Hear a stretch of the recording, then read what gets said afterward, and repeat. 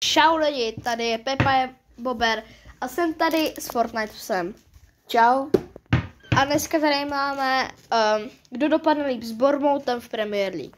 A my jdeme na to. Jak můžete vidět, už tady mám nastavený Bournemouth a teď si jdem o něm něco přečíst. Klub byl založen v roce 1899 po rozpadu týmu Boscombe St. John's Insultan Football Club. Zbylí hráči utvořili nový klub s názvem Boscombe FC, momentálně nastupující v soutěži Premier League, což je nejvyšší úroveň v ligovém systému v zemi Anglii. V roce 2009 hráči AFC Bournemouth odvrátili sestup do Football League v posledním kole. O 6 let později klub postoupil do Premier League a vůbec poprvé ve své historii nakoukal do nejvyšší anglické soutěže. Něco jsme si o nich přečetli a já jdu na to.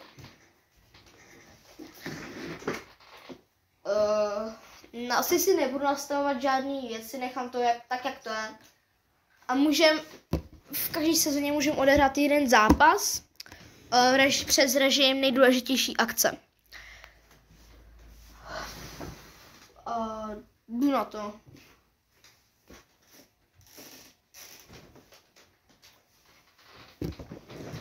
Já to potom nějak vystřihnu, ok?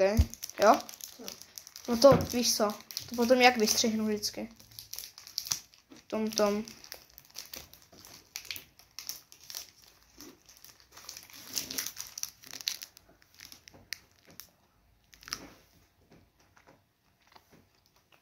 Třeba doporučuji. A je to taky.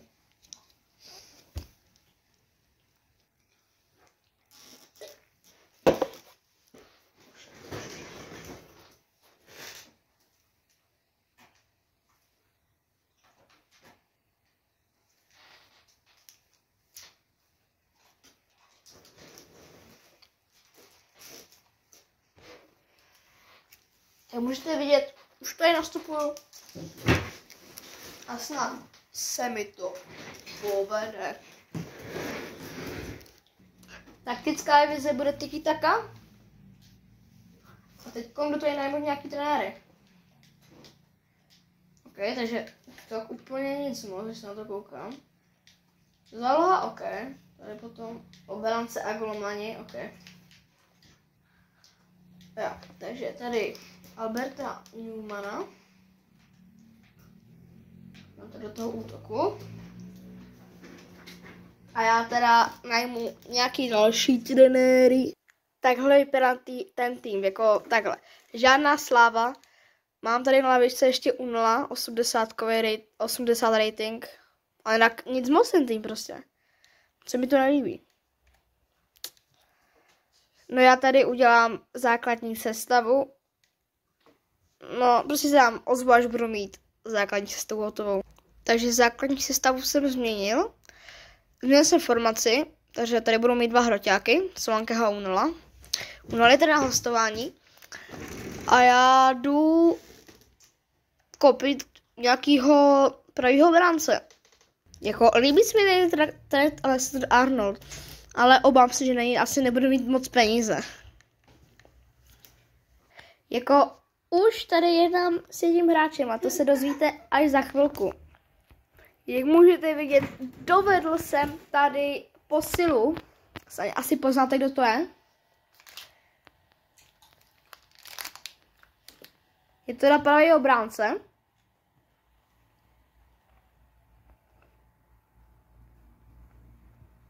A je z Manchesteru City. A je to Rico Lewis. Asi jste ho uhodli. Tak jste fakt dobrý fotbalový znalci. Dobrá cena. Kolik má rating hlavně? 76. Za mě to jde. A koupím nějakýho stopírka. Z AC Milan přichází Malik Thiaw za 15 milionů 700 000 a já si myslím, že základní sestavu mám hotovou a že můžu jít simulovat. Takhle vypadá základní sestava a já jdu simulovat. První zápas s Rajem Vallecano se prohráli 1-0 a s Wolfsburgem 3-2. a s Turínem 1-1. Takže výsledky nic moc. A první zápas Premier League dopadne s West Hamem. Prohra 3-2. Tak nic. Ozvu se na konci sezóny. Jo, tak takový výprask s Tottenhamem jsem úplně nečekal. Jo, a nakonec si dáme jenom jednu sezónu. Prostě si dáme jednu sezónu. Bohužel mě vyhodili. A tak opouštím Bournemouth. A do posledního Sheffieldu, aby jsem aspoň viděl z tabulku střelců a tabulku vlastně, jak jsem dopadl s tím Bournemouthem. Jo, bohužel mě vyhodili Iraola jde do Sheffieldu.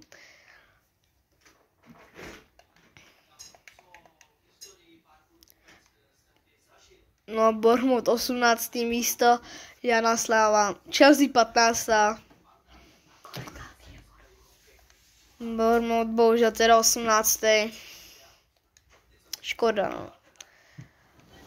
Ještě se podívám jenom na tabulku střelců. Tak. Asi tady někdo bude vůbec ne, není tady někdo. A asistencích je Unal se Solankem. 4 asistence. A čistá konta, tady by tak někdo mohl být. Jo, ne to, 2 čistá konta, ale ještě Radu 2 čistá konta. Tak, žluté karty, tam asi bude jeden z těch lepších, jako z těch tady bude mít jako nejvíc lepších karet. Cook 3 žlutý karty. Až 24. místo. Červený karty, pokud jsme vůbec dostali nějakou červenou kartu. Nedostali, či bylo. A to je teda všechno z mojí kariéry. Teď jde na řadu Míša. Míša tady koupil Sergi Roberta na pravou obranu. A teď se jde podívat na nějaký volný hráč. Míša do Bournemouthu přestupuje Luis Chávez jako volný hráč. A možná jako koupí, možná ne. Uvidíme. A Míša se ozve na konci sezóny. Míša si jde odehrát zápas proti Newcastle. Před režim nejdůležitější akce. Uvidíme, jak to dopadne.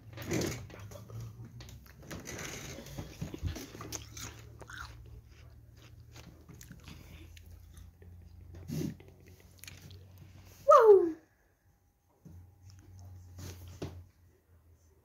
Já vím, no.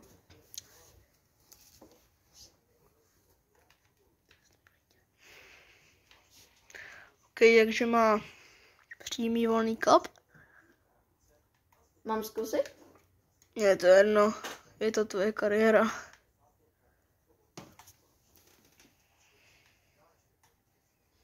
A nebuď to za miliardu let, jo.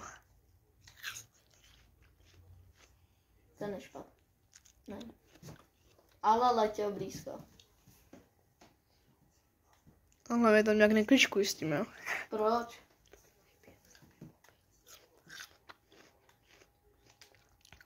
Tak ne, no. Tak dneska se mi nedaří.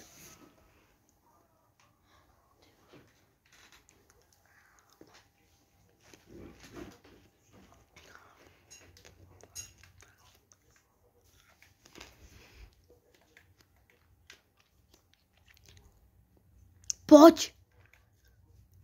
Ne. Škoda. Ano. No. Pojďte Newcastle.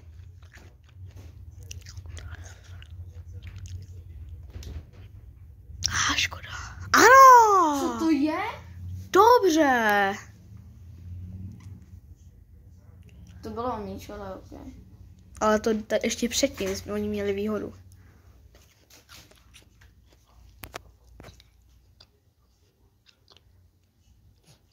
Tak ne, asi ne. Dobrý, Dubravka má. Ano. Ne, ty vado. Ano.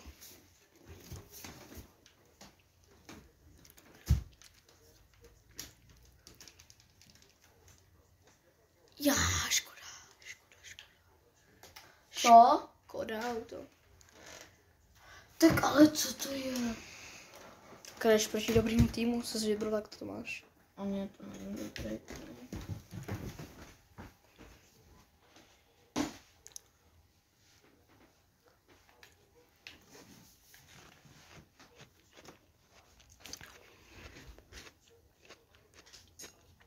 Ano, pojďme, Dino, ano!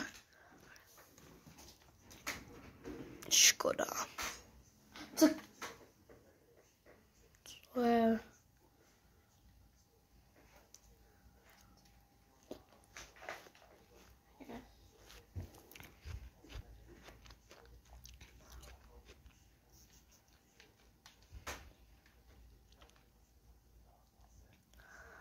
Pojďme, Dino, sjeď ho. Barne, to ty ho sjeď aspoň.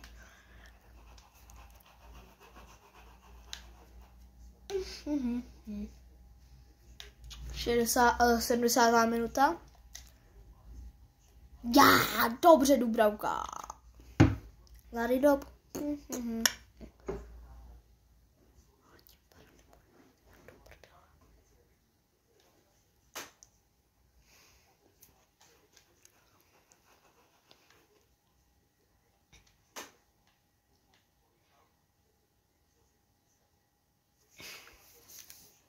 Tady mi došla jedna věc, vole. Že nemůžeme jít ven, mám vybitý mobil. co to bylo? Mám vybitý mobil, ty nemůžeme jít ven. Mám 5%. Nemůžu jít na každou hodinu, se musím hlásit. Tak si ho dej na nabíječku a vypni to video. Až to skončí, musí to skončit, chápeš? Ty vole. Kamo, tak to zase nemusel. Tak, aby se to pačko.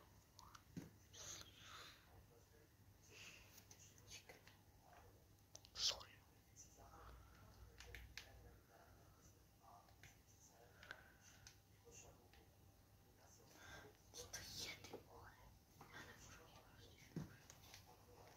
Takže Míša remis 1-0. Tak Míšu taky vyhodili. A podíváme se, kolikátýho. Tak Míšu vyhodili, byl taky 18. Měl tady Míša někoho? Jo, měl tady 14 gólů. OK, ještě někoho. Už nikoho. Asistencích nikoho neměl. Jo, měl Unala 4 asistence. A ještě Senesiho 4 asistence. Stopa 4 asistence. Čistá konta. Měl tady někoho? Jo, jedno čistý konto, neto, ok. Žluté karty. Tady. Měl jsem. Kerkes 4 žluté karty. A potom už někoho. A červený karty. Za Barney 1 červená karta. A to bylo všechno. Takže si myslím, že pro tohle video by to bylo všechno. A čau. Čau lidi, tady je Pepa Bober a jsem tady s Fortnite psem. Čau. A dneska tady máme, kdo dopadne líp s Bournemoutem v Premier League. A my jdeme na to.